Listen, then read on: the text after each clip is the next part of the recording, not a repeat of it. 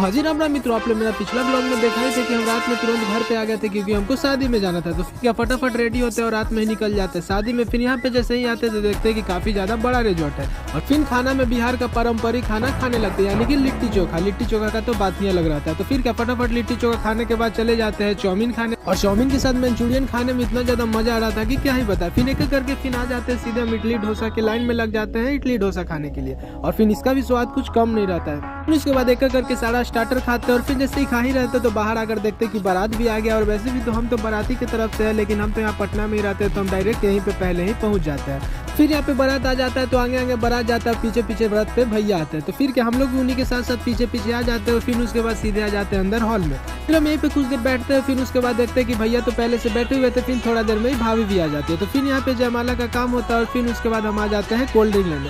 हम तो यहाँ पे बैठे बैठे कोल्ड ड्रिंक पीते हैं और मस्त शादी का एंजॉय लेते हैं। फिर उसके बाद भूख भी लग जाता है तो हम आ जाते हैं सीधे खाना खाने के लिए। और यहाँ पे तो नॉनवेज भी था, लेकिन हम नॉनवेज खाते नहीं है तो इसीलिए हम अपने लिए सारा चीज ले लेते हैं वेज वाला। फिर उसके बाद खाना पीना खा लेते हैं और लेट भी काफी ज्यादा हो रहा था तो सीधे निकल जाते हैं घर के लिए।